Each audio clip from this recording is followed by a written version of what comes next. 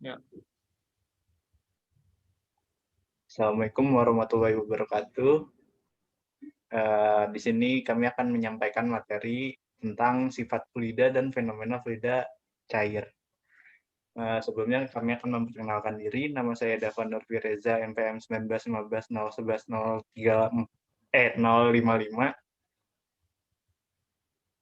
Nama saya Muhammad Dava Patria, NPM 1919 Nama saya Emis Fahri, NPM 1919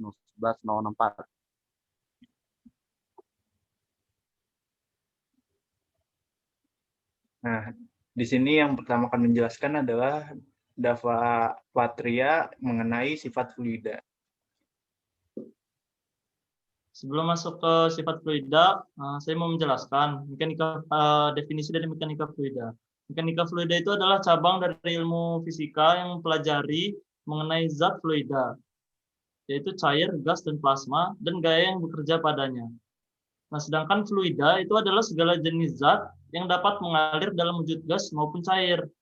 Nah, dari sifat fluida itu ada dua, yaitu sifat ideal dan sifat real. Nah, itu sifat yang dimiliki oleh fluida.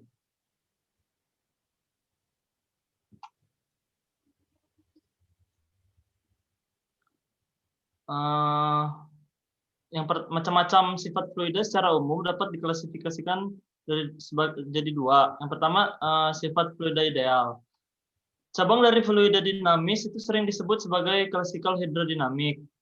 Fluida ini dianggap tidak berviskositas atau viskositasnya itu nilainya 0 dan incompressible atau densitas dan atau massa jenisnya konstan. Sehingga gaya tangensial antara lapisan yang berdekatan itu tidak ada. Dari matematik yang luas telah dikembangkan untuk ideal fluida. Fluida ideal merupakan fluida yang memiliki ciri-ciri yaitu yang pertama itu termampatkan atau tidak kompresibel. Fluida tidak akan mengalami perubahan volume atau massa jenis ketika memperoleh pengaruh tekanan. Kemudian yang kedua itu tidak kental atau non-viskos. Fluida itu tidak akan mengalami gesekan antara lapisan fluida yang satu dengan lapisan lainnya, maupun dengan dinding saluran akibat gejala viskositas. Kemudian yang ketiga, aliran tidak bergantung dengan waktu atau steady. Kecepatan fluida pada setiap titik tertentu itu adalah konstan. Kemudian selanjutnya tidak bergolak atau non turbulen. Aliran fluida itu punya garis arus atau streamline, sehingga nggak ada elemen fluida yang memiliki kecepatan dengan sudut tertentu. Setiap partikel bergerak secara stabil. Aliran fluida tidak bergerak secara acak, tidak ada perpotongan garis alir antar partikel fluida. Kemudian selanjutnya yaitu sifat fluida real atau biasa disebut sebagai fluida nyata. Adalah bagian dari fluida dinamis. Pada dasarnya, sesuai dengan konsep fluida dinamis yang menyatakan bahwa fluida itu bergerak. Maka fluida real pun termasuk jenis fluida yang bergerak, walaupun memiliki perbedaan dengan fluida ideal. Hal yang membedakan fluida real dengan fluida ideal adalah kekentalan zat cair yang dapat mengakibatkan kehilangan energi. Nah, kekentalan itu disebabkan karena adanya sifat kohesi antara partikel zat cair. Karena adanya kekentalan zat cair, maka terjadi perbedaan kecepatan partikel dalam medan aliran. Partikel zat cair yang berdampingan dengan dinding batas akan diam, atau kecepatannya itu sama dengan 0. Sedangkan yang terletak pada suatu jarak tertentu dari dinding akan bergerak. Pernyataan tersebut itu sesuai dengan konsep aliran viskositas yang didasari oleh kekentalan zat cair. Sehingga fluida real juga dapat disebut sebagai aliran viskos. Viskositas adalah pernyataan atas ungkapan kemampuan menahan tegangan geser yang ditimbulkan karena adanya tekanan. Biasanya hal ini terjadi karena fluida tersebut memiliki kekentalan tertentu. Semakin kental suatu fluida, maka dibutuhkan tekanan semakin besar untuk membuatnya dapat mengalir. Besarnya gaya yang diperlukan untuk menggerakkan lapisan fluida dengan kelajuan tetap terhadap suatu luasan dapat dirumuskan, yaitu F sama dengan mu dikali A, di mana F itu besaran gaya yang diperlukan, A itu luas permukaan, sedangkan mu itu koefisien viskositas.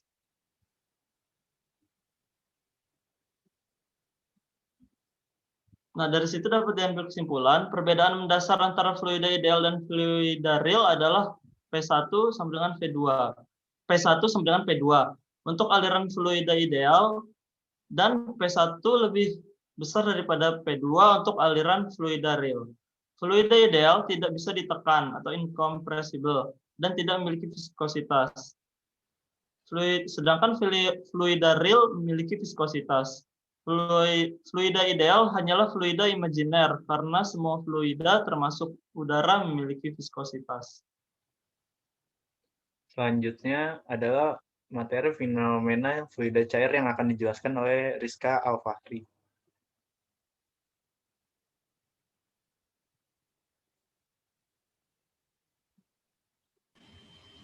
Oke, baik. Saya akan melanjutkan presentasi pada hari ini.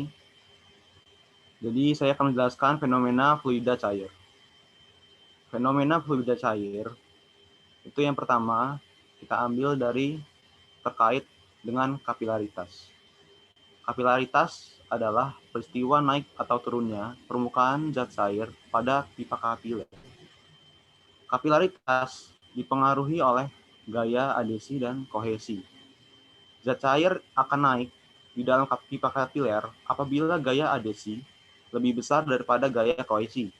Sebaliknya, zat cair akan turun di dalam pipa kapiler apabila gaya kohesi lebih besar daripada gaya adesi. Contoh fenomena alamnya itu Lanjut ke fenomena terkait viskositas. Viskositas sebagai resistensi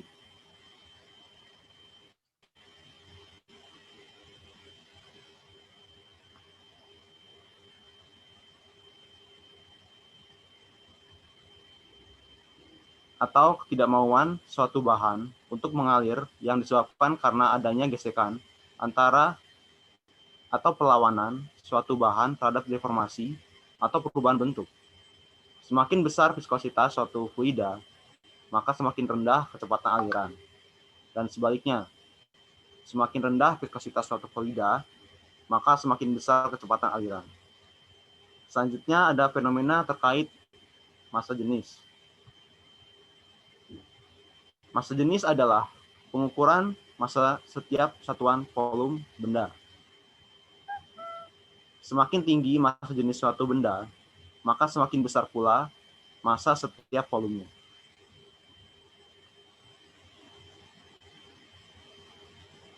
Selanjutnya ada fenomena adesi dan kohesi.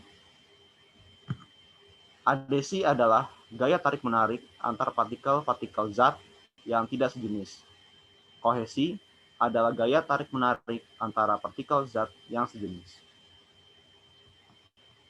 Contoh dari fenomena terkait dengan kapilaritas, itu salah satunya adalah peristiwa penyerapan air dan zat hara pada tumbuhan. Selain itu ada juga peristiwa naiknya air dalam tanah lalu sampai ke daun. Ada lagi peristiwa naiknya minyak tanah pada sumbu kompor dan peristiwa penyerapan air menggunakan kain pel ketika kita mengepel. Contoh yang terkait dengan viskositas yaitu peristiwa saat kita menuangkan madu atau susu, madu atau saus itu lebih sulit ketimbang kita menuangkan air dan juga susu. Terus contoh berikutnya yaitu mengalirnya darah dalam pembuluh vena dan juga mengalirnya air dalam pompa PDAM ke rumah-rumah. Selanjutnya ada contoh dari fenomena terkait massa jenis. Jadi contohnya yaitu kapal selam. Mengapa kapal selam dapat terapung dan tenggelam di air? Karena ketika terapung, massa jenis total kapal selam itu lebih kecil dari air laut. Sedangkan ketika tenggelam, massa jenis total kapal itu lebih besar daripada air lautnya sendiri. Kenapa kapal selam bisa seperti itu? Karena kapal selam itu memiliki tangki pemberat yang berisi air dan udara yang berfungsi untuk memperbesar dan memperkecil massa jenis total kapal selam. Bisa dilihat di sini ada gambar kapal selam itu kalau dia mengapung, massa jenis kapalnya itu lebih kecil daripada massa jenis air. Kalau sedang melayang di dalam air itu massa jenis kapal sama dengan massa jenis air. Kalau tenggelam, massa jenis kapal lebih besar dari massa jenis air. Selain itu ada fenomena adesi dan kohesi. Contoh dari fenomena adesi dan kohesi, kita lihat di gambar ada minyak dan air. Mereka tidak bisa bersatu atau tercampur karena mereka tidak sejenis. Dan ada contoh dari adesi. Adesi contohnya itu tinta spidol melekat pada papan tulis. Selain itu ada tidak melekatnya air raksa pada dinding kapiler. Itu contoh dari kohesi. Oke, sekian dari presentasi kali ini. Saya ingin menambahkan sedikit ya. Tadi kan dari tadi kita bahas tentang aliran viskositas. Nah, aliran viskositas itu ada beberapa macam atau beberapa jenis. Yang pertama itu ada aliran laminer. Aliran laminer itu didefinisikan sebagai aliran dengan fluida yang bergerak dalam lapisan dengan satu lapisan meluncur secara lancar. Aliran laminer ini punya bilangan Reynolds kurang dari 2000. Kemudian yang kedua yaitu transisi. Aliran transisi itu merupakan aliran dari aliran laminer ke aliran turbulen. Aliran turbulen mempunyai nilai bilangan Reynolds antara 2000 sampai dengan 4000. Kemudian yang ketiga ada aliran turbulen. Aliran turbulen itu didefinisikan sebagai aliran yang dimana pergerakan dari partikel fluida sangat tidak menentu karena mengalami percampuran serta putaran partikel antar lapisan yang mengakibatkan saling tukar momentum dari satu bagian fluida ke fluida yang lain dalam skala yang besar, di mana nilai bilangan Reynolds-nya yaitu lebih besar dari 4000. Ya, sekian dari kelompok kami. Kita telah menjelaskan materi tentang sifat fluida dan fenomena fluida cair.